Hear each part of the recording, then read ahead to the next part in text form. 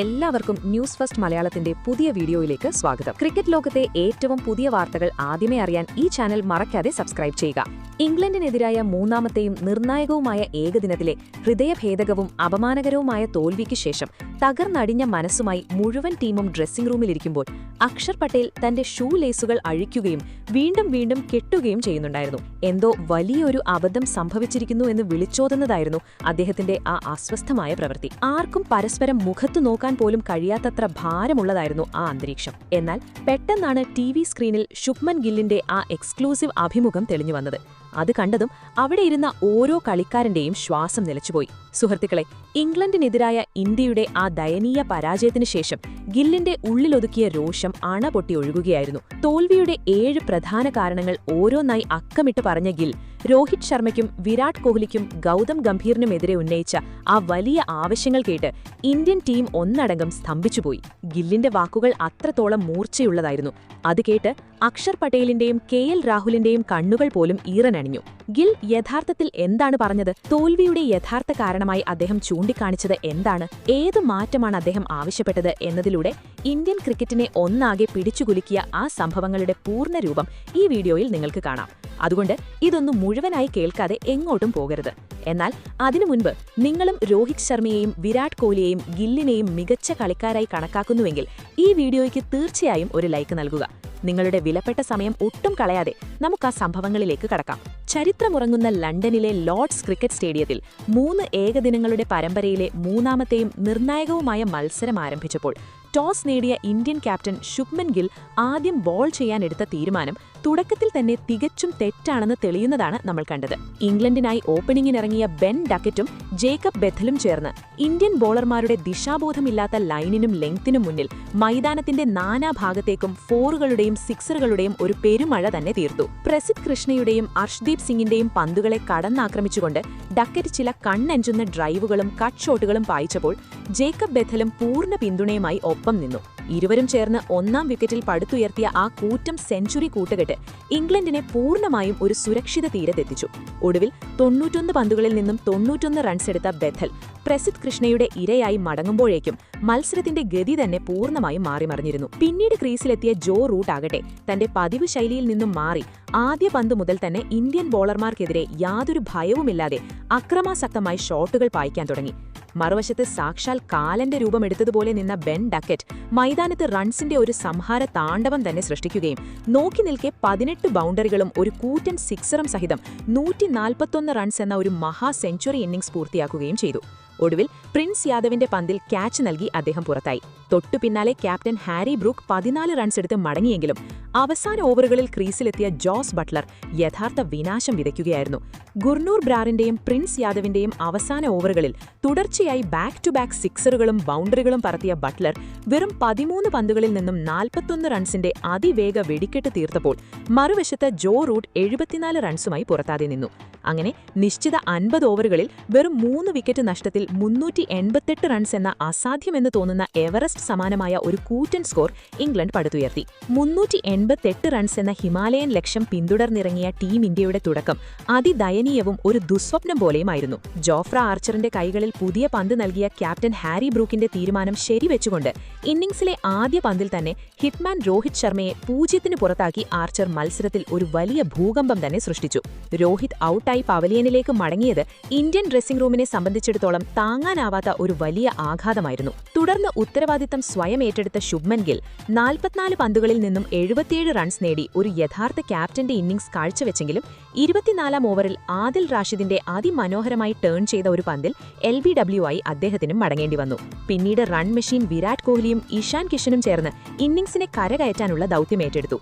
എന്നാൽ മൈതാനത്തെത്തിയ ശ്രേയസ് അയ്യർ വെറും 3 പന്തുകൾ നേരിട്ട് അക്കൗണ്ട് തുറക്കും മുൻപേ ഗസ്സറ്റ് അറ്റ്കിൻസിന്റെ ഇരയായി മടങ്ങി. കടുത്ത സമ്മർദ്ദത്തിലായ KL രാഹുലും വെറും 12 റൺസ് എടുത്ത് ജോഫ്ര ആർച്ചറിന്റെ പന്തിൽ ക്ലീൻ ബോൾഡായി. ഇന്ത്യൻ മധ്യനിര ചീട്ടുകൊട്ടാരം പോലെ തകർന്നടിഞ്ഞപ്പോഴും ഒരറ്റത്ത് ഒരു വലിയ പാറ പോലെ ഉറച്ചുനിന്ന വിരാട് കോഹ്ലി തന്റെ ക്ലാസിക് ബാറ്റിംഗിന്റെ വിശ്വരൂപം പുറത്തെടുത്തുകൊണ്ട് 4 ബൗണ്ടറികൾ സഹിതം 60 പന്തുകളിൽ നിന്നും 74 റൺസിന്റെ ഒരു പോരാട്ട ഇന്നിംഗ്സ് കാഴ്ചവെച്ചു. എന്നാൽ സാം കരന്റെ പന്തിൽ ഹാരി ബ്രൂക്കിന് ക്യാച്ച് നൽകി അദ്ദേഹവും മടങ്ങി. 3 റൺസ് മാത്രം സംഭാവന ചെയ്ത് അക്ഷർ പട്ടേലും പുറത്തായതോടെ അവസാന ഓവറുകളിൽ ഗുർനൂർ ബ്രാറും അർഷ്ദീപ് സിംഗും ക്രീസിൽ പൊരുതി നോക്കിയെങ്കിലും 47.5 ഓവറുകളിൽ 7 വിക്കറ്റ് നഷ്ടത്തിൽ 333 റൺസ് എടുക്കാനേ ഇന്ത്യക്ക് കഴിഞ്ഞുള്ളൂ. ആവശ്യമായ റൺ റേറ്റ് 12ന് മുകളിലേക്ക് പോയതോടെ ലക്ഷ്യത്തിൽ നിന്നും വെറും 53 റൺസിനകലെ ഇന്ത്യൻ പോരാട്ടം അവസാനിക്കുകയും പരമ്പര കൈവിട്ടു പോവുകയും ചെയ്തു. മത്സരം അവസാനിച്ച ഉടനെ ഈ ഹൃദയഭേദകവും അപമാനകരവുമായ പരാജയം ഇന്ത്യൻ ഡ്രസ്സിംഗ് റൂമിലെ ശ്മശാന മൂകത മുതൽ ലോകമെമ്പാടുമുള്ള കോടിക്കണക്കിന് ക്രിക്കറ്റ് ആരാധകരുടെ മുഖങ്ങളിൽ വരെ അതിഭയാനകമായ നിരാശയും കടുത്ത ആഘാതവും സൃഷ്ടിച്ചു. വിജയത്തിന് ഇത്ര അടുത്ത് വന്നിട്ടും ഇന്ത്യ എങ്ങനെയാണ് ഈ പരമ്പര കൈവിട്ടത് എന്നോർത്ത് എല്ലാവരും അത്ഭുതപ്പെട്ടു. എന്നാൽ യഥാർത്ഥ കഥ തുടങ്ങുന്നത് അവിടെയായിരുന്നു. പോസ്റ്റ് മാച്ച് പ്രസന്റേഷനിലും പ്രസ് കോൺഫറൻസിലും മാധ്യമങ്ങളുടെ ക്യാമറകൾക്ക് മുന്നിൽ സംസാരിക്കാനെത്തിയ ഇന്ത്യൻ ക്യാപ്റ്റൻ ശുഭ്മൻ ഗില്ലിന്റെ വാക്കുകളിൽ ആന്തരികമായ വേദനയും അതികഠിനമായ ദേഷ്യവും നിരാശയും അലയടിക്കുകയായിരുന്നു. യാതൊരുവിധ മറയുമില്ലാതെ സെലക്ടർമാരെയോ ബോർഡിനെയോ ഭയപ്പെടാതെ ഇന്ത്യയുടെ ഈ ചരിത്രഭയമായ തോൽവിയുടെ ഏറ്റവും വലിയ 7 കാരണങ്ങൾ അദ്ദേഹം അക്കമിട്ടു പറഞ്ഞു. അതിരൂക്ഷവും മൂർച്ചയുള്ള വാക്കുകളിൽ സീനിയർ താരങ്ങളായ രോഹിത് ശർമ്മയുടെയും റൺ മെഷീൻ വിരാട് കോഹ്ലിയുടെയും മെല്ലെപ്പോക്കും നിരുത്തരവാദപരവുമായ ഇന്നിംഗ്സുകളാണ് ഇന്ത്യയുടെ ഈ പരാജയത്തിന്റെ ഏറ്റവും വലിയ കാരണമെന്നും അവരാണ് ഇതിന്റെ ഏക ഉത്തരവാദികളെന്നും ഗിൽ തുറന്നടിച്ചു.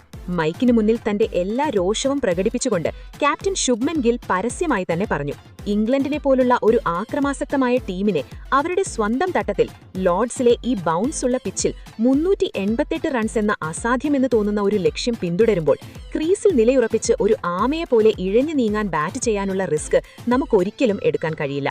രോഹിത് ഭയ്യായും വിരാട് ഭയ്യായും മധ്യ ഓവറുകളിൽ ആവശ്യമില്ലാതെ പ്രതിരോധത്തിലൂന്നി കളിക്കുകയും നിരവധി വിലപ്പെട്ട ഡോട്ട് ബോളുകൾ കളഞ്ഞുകൊടുക്കുകയും ചെയ്തതോടെ മത്സരം പൂർണ്ണമായും നമ്മുടെ കൈവിട്ടുപോയി.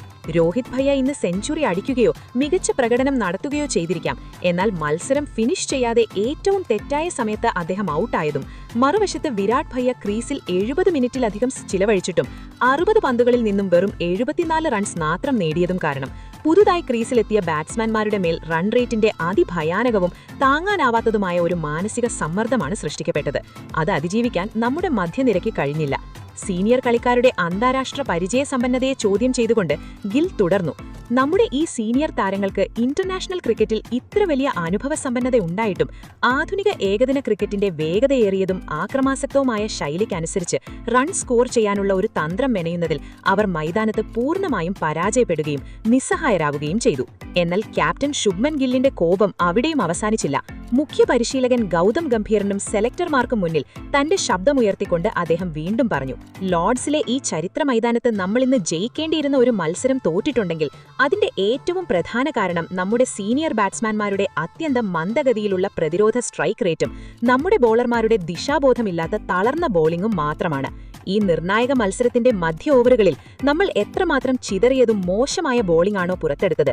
കഴിഞ്ഞ കുറെ വർഷങ്ങൾക്കിടയിൽ ഇന്ത്യ ഇത്രയും മോശമായി പന്തെറിഞ്ഞിട്ടുണ്ടാവില്ല. ബെൻ ഡക്കറ്റിനെയും ജോ റൂട്ടിനെയും പോലുള്ള ഇംഗ്ലീഷ് ബാറ്റ്സ്മാൻമാർക്ക് യാതൊരു നിയന്ത്രണവുമില്ലാതെ റൺസ് എടുക്കാൻ നമ്മുടെ പ്രധാന ബോളർമാർ പൂർണ്ണ സ്വാതന്ത്ര്യം നൽകി. അതിന്റെ വലിയ വിലയാണ് ഇന്ന് ഈ രാജ്യം മുഴുവൻ കൊടുക്കേണ്ടി വന്നത്.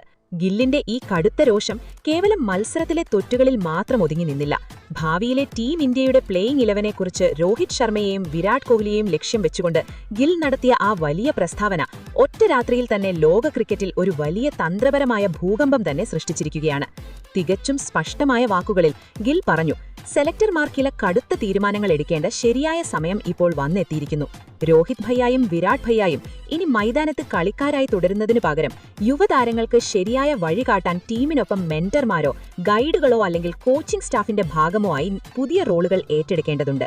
അവർക്ക് പകരം യശസ്വി ജയ്സ്വാലിനെ പോലുള്ള യുവവും ഭയമില്ലാത്തവരുമായ ചോരത്തിളപ്പുള്ള ബാറ്റ്സ്മാൻമാരെ ടീമിലേക്ക് പ്രമോട്ട് ചെയ്യുകയും എന്റെ ഒപ്പം ഏകദിന ക്രിക്കറ്റിൽ സ്ഥിരമായി ഓപ്പൺ ചെയ്യാനുള്ള വലിയ ഉത്തരവാദിത്തം അവരെ ഏൽപ്പിക്കുകയും വേണം. ആദ്യ പന്ത് മുതൽ തന്നെ യാതൊരു ഭയവുമില്ലാതെ അക്രമാസക്തമായി കളിച്ച് എതിർ ടീമിലെ ബോളർമാരുടെ നട്ടെല്ലൊടിക്കാൻ കഴിവുള്ളവരായിരിക്കണം അവർ. രോഹിത്തും വിരാട്ടും ഇപ്പോൾ കളിക്കളം വിട്ട് പരിശീലകരുടെ വേഷം അണിയുകയും പുറത്തിരുന്ന് അവരുടെ തന്ത്രങ്ങളിലൂടെ ടീം ഇന്ത്യയെ മത്സരങ്ങൾ വിജയിപ്പിക്കാൻ സഹായിക്കുകയും വേണം. അപ്പോൾ സുഹൃത്തുക്കളെ, തോൽവിയുടെ യഥാർത്ഥ കാരണമായി രോഹിത് ശർമ്മയുടെയും വിരാട് കോഹ്ലിയുടെയും മെല്ലെപ്പോക്ക് ഇന്നിംഗ്സുകളെ ചൂണ്ടിക്കാണിച്ച് ക്യാപ്റ്റൻ ശുഭ്മാൻ ഗില്ലിന്റെ ഈ മൂർച്ചയേറിയ പ്രസ്താവനയോടും അദ്ദേഹത്തിന്റെ ഈ വലിയ ആവശ്യത്തോടും നിങ്ങൾ പൂർണ്ണമായും യോജിക്കുന്നുണ്ടോ? സീനിയർ കളിക്കാരുടെ മോശം തന്ത്രങ്ങളും ബോളർമാരുടെ പിഴവുകളും കൊണ്ട് തന്നെയാണോ ഇന്ത്യയ്ക്ക് ഈ പരാജയം നേരിട്ടത് എന്ന് നിങ്ങളുടെ വിലപ്പെട്ടതും സത്യസന്ധവും നിർഭയവുമായ അഭിപ്രായങ്ങൾ താഴെ കാണുന്ന കമന്റ് ബോക്സിൽ തീർച്ചയായും രേഖപ്പെടുത്തുക. ഒപ്പം ഈ വീഡിയോയ്ക്ക് ഹൃദയത്തിൽ നിന്നും മനോഹരമായൊരു ലൈക്ക് നൽകി നിങ്ങളുടെ ഓരോ ക്രിക്കറ്റ് പ്രേമിയായ സുഹൃത്തുക്കൾക്കും ഇത് പരമാവധി ഷെയർ ചെയ്യുക. ലോക ക്രിക്കറ്റിലെ ഏറ്റവും യഥാർത്ഥവും ചൂടുള്ളതുമായ ബ്രേക്കിംഗ് ന്യൂസുകൾ തത്സമയം ഏറ്റവും വേഗത്തിൽ നിങ്ങളിലേക്ക് എത്തുന്നതിനായി ഞങ്ങളുടെ ചാനൽ ഇപ്പോൾ തന്നെ സബ്സ്ക്രൈബ് ചെയ്ത് ബെൽ ഐക്കൺ അമർത്താൻ ഒട്ടും മറക്കരുത്.